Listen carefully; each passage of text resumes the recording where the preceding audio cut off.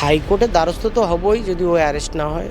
ঠিক আছে, এর আগে কাউন্সিলরকে কিছু পার্ট পেমেন্টও পয়সা করে দেওয়া হয়েছে। ধাক্কা মেরে ফেলে দিয়ে রিভলভারে বার দিয়ে মেরে মাথা ফাটিয়ে দিল। শুধু টাকা লেনদেন, ওনার টাকা আগে দিয়েছি, আরও চাই, এই মুহূর্তে চাই। একবার 20 লাখ, একবার 2 লাখ, একবার 1 লাখ, 23 লাখ আগে দেওয়া হয়েছে। বাকিটা দেওয়ার জন্য প্রেশারাইজ করছিল। কাউন্সিলরের নামটাই আছে কিন্তু অ্যাকচুয়ালি ও গুন্ডা। কাউকে মানে মূল যে ক্রিমিনাল সমরেশ চক্রবর্তী, সে এখনও অ্যারেস্ট হলো না। শাসক দলের এখানে একমাত্র আমি মমতা ব্যানার্জি ম্যাডামকে ছাড়া আমি কাউকে কিছু জানাইনি। অবশ্যই প্রভাবশালী কেউ, ও অনেক বড় প্রভাবশালী, না থাকলে এত কিছু এভিডেন্স সত্ত্বেও এই মুহূর্তে কেন ওনাকে অ্যারেস্ট করতে পারছেন সেটাই তো আমি বুঝতে পারছি না। এত কিছু এত জায়গায় জানিয়ে না হয়, এরপরে তো কোর্টের দরজা খোলা আছে সবসময়ের জন্য, সেখানে তো আস্থা থাকবেই। আমি হাইকোর্টে মামলা করব, মামলা করে সিআইডি দিয়ে তদন্ত করা, সেটা চাইবো। ঠিক আছে, যতদূর যেতে হয় আমি এটা নিয়ে যাব। মূল চাইছি ও অ্যারেস্ট হোক আর ওকে দল থেকে বহিষ্কার করুক। দাদা, আপনার সঙ্গে যে ঘটনা ঘটেছে সেই ঘটনায় এখনো পর্যন্ত অধরা রয়েছে তৃণমূল কাউন্সিলর সমরেশ চক্রবর্তী। প্রথমে তো আমি জানতে চাইবো যে সেদিনের ঘটনা বৃত্তান্ত নিয়ে কী বলবেন? সেদিনের ঘটনা বলতে আমি সাইডে বসেছিলাম, আমার কাছে আমার আরও একটা দুটো বন্ধু বান্ধব বসেছিল। হঠাৎ দেখলাম 30-40 জন লোক ঢুকে কাজ বন্ধ কর, কাজ বন্ধ কর, কাউন্সিলর দেখা করতে বলেছে। আমি বললাম কেন কাজ বন্ধ করব, আমি তো লিগালভাবেই কাজ করছি বিধাননগর মিউনিসিপ্যাল কর্পোরেশনের স্যাংশন প্ল্যান নিয়ে, আমি কাজ কেন বন্ধ করব?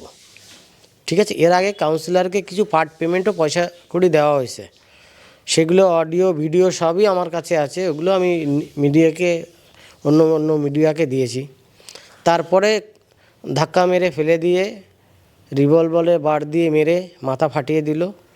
আমার জমি থেকে আমাকেই টেনে বার করে দিল। অ্যাকচুয়ালি জমিটা হচ্ছে আমার নিজের নামেই।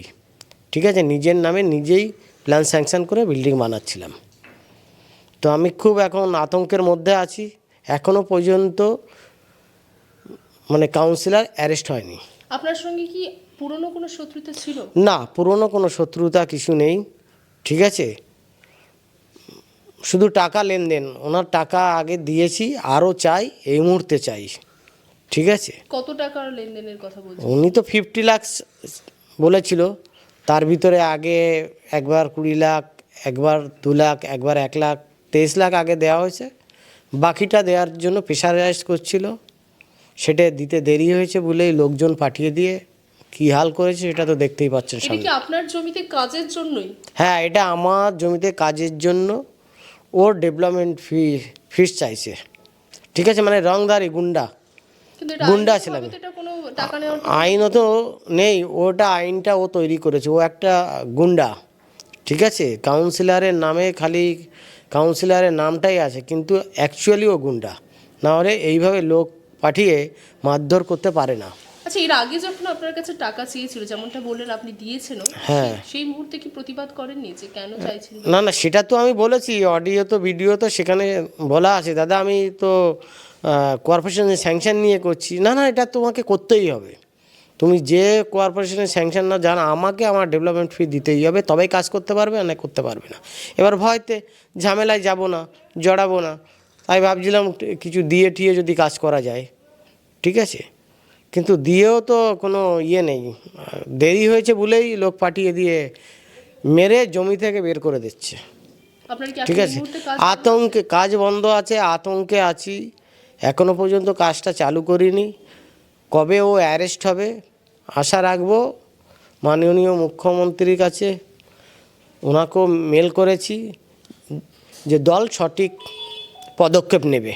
আচ্ছা, এই ঠিক মুহূর্তে আছে, দুজনাকে গ্রেফতার করা হয়েছে? এই মুহূর্তে 2 জনাকে গ্রেপ্তার করেছিল প্রথম দিনই, তারপরে আর কোনো কিছু আর বোঝা যাচ্ছে না, কত দূর এগোবে বা কিছুই বুঝতে পারছি না। পুলিশের তরফ থেকে নোটিশ দেওয়া হচ্ছে, আপনাদের সঙ্গে কি পুলিশ যোগাযোগ রাখছে? নোটিশ দিয়েছে এটা শুনেছি, কিন্তু পুলিশ আমাদের সাথে সেভাবে কোনো কিছু জানায়নি। ঠিক আছে, আমি 2-1বার ফোন করেছি, বলছে দেখছি, আমরা তোর ভগবান নই, আমরা দেখছি। ঠিক আছে, পুলিশের ব্যবহার কেমন আপনাদের সঙ্গে? এই ব্যবহার শুনুন, পুলিশের ব্যবহার আমি খারাপ বলতে পারবো না, ব্যবহার সব ঠিক আছে। আশা তো আমাকে দিয়েছে ডিসি নর্থ ম্যামও আশা দিয়েছে যে হ্যাঁ অ্যারেস্ট আমরা করবই, তো সেটা 72 ঘন্টা প্রায় পার হয়ে গেল, এখনও তো কাউকে মানে মূল যে ক্রিমিনাল সমরেশ চক্রবর্তী সে এখনও অ্যারেস্ট হলো না। তার এগেনস্টে এতগুলো প্রুফ দেওয়ার, এত অডিও, এত ভিডিও মিডিয়াকে দিয়েছি, পুলিশকে দিয়েছি, থানার আইসি সাহেবকে দিয়েছি, ঠিক আছে, তা সত্ত্বেও অ্যারেস্ট হলো না কেন? কত বড় প্রভাবশালী তাহলে সেটা বুঝতে হবে আপনাদের। আচ্ছা, আপনারা কি মানে শাসক দলের ওপর শ্রেণীকে কাউকে জানিয়েছেন এই বিষয় নিয়ে? শাসক দলের এখানে একমাত্র আমি মমতা ব্যানার্জি ম্যাডামকে ছাড়া আমি কাউকে কিছু জানাইনি, ঠিক আছে, ওনার কাছেই মেল করে পাঠিয়েছি। আর তো পুলিশ ডিজিপি দপ্তরে কাকে জানিয়েছেন? এই যে ডিজিপিকে জানিয়েছি, তারপরে এটা হচ্ছে এডিজিকে জানিয়েছি, তারপরে বিধাননগর কমিশনার পুলিশকে জানিয়েছি, মেয়র পরিষদকে জানিয়েছি, বিধাননগর কর্পোরেশন, ঠিক আছে, ওনাকে মেল করেছি।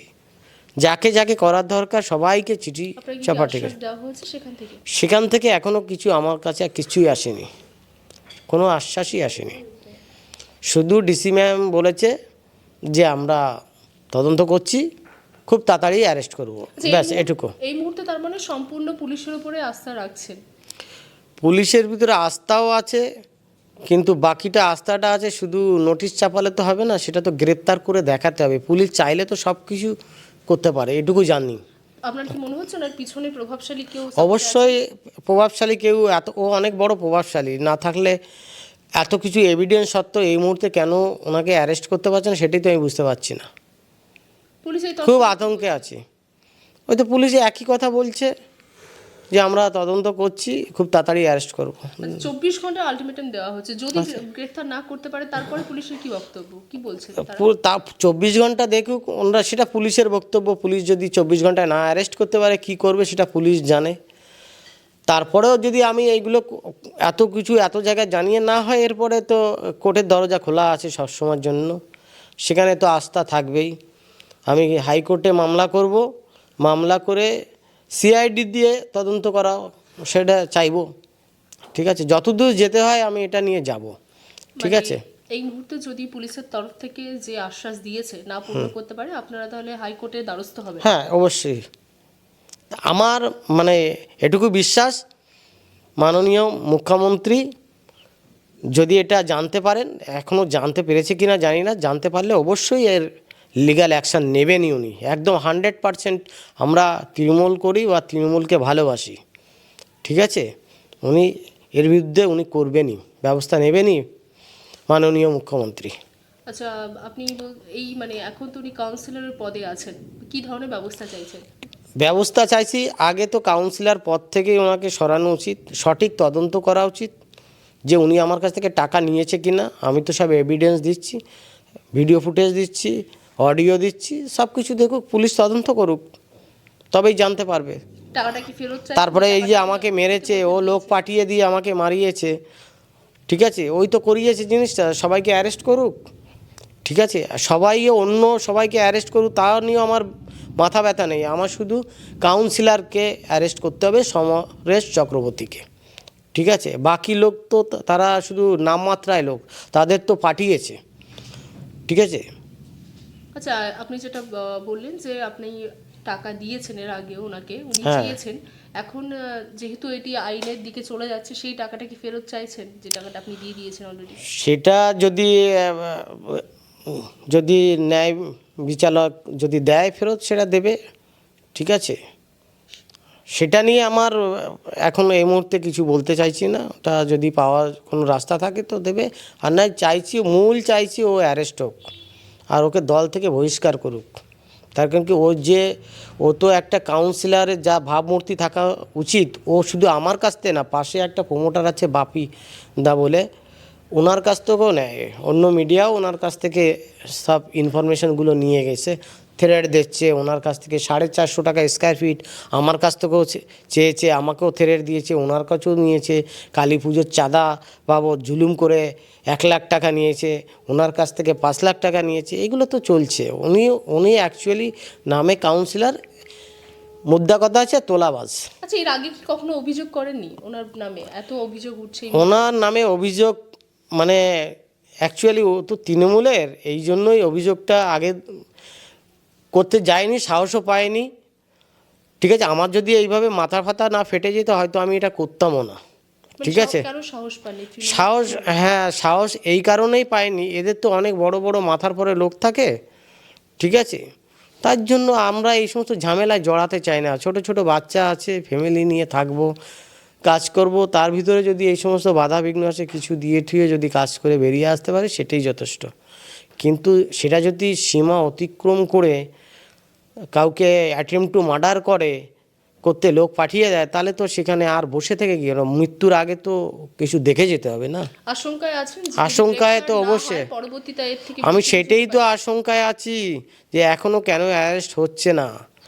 ঠিক আছে, এত কিছু এভিডেন্স পাওয়া সত্ত্বেও সেই আশঙ্কাটা এখনও আছি।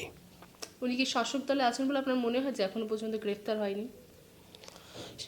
দেখুন, শাসক দলে তো অবশ্যই একটা শাসক দলের কাউন্সিলর, এবার সেটা মাননীয় মুখ্যমন্ত্রী যেটা পদক্ষেপ নেবেন, ঠিক আছে, সেটা দেখা যাক, সেটা আমরা সেই অপেক্ষায় থাকলাম। কিন্তু এই মুহূর্তে যাচ্ছেন গ্রেফতারি? এই মুহূর্তে চাইছি, হ্যাঁ, ও তো প্রভাবশালী একটু আছেই, না হলে তো অনেক আগেই অ্যারেস্ট হয়ে যাওয়ার কথা। 24 ঘন্টার আলটিমেটাম যদি না ধরা পড়ে আপনারা কি মানে পরের দিনে কি হাইকোর্টের দ্বারস্থ হচ্ছে নাকি হাতে সময় নিয়ে বিবেচনা করবেন? হাইকোর্টের দ্বারস্থ তো হবই যদি ও অ্যারেস্ট না হয়, যতদূর যেতে হয় যাব। তারপরে আমি তো এডিসিকে, তারপরে ডিজিকে সব জানিয়েছি, কমিশনারকে জানিয়েছি, দেখি তারা একটা ব্যবস্থা নেবেন। ঠিক আছে, হয়তো 2-1 দিনের মধ্যে ব্যবস্থা নেবে আমার মনে হচ্ছে। বাংলা হান্টের আরও খবর দেখতে নজর রাখুন। বাংলা খবর মানেই বাংলা হান্ট।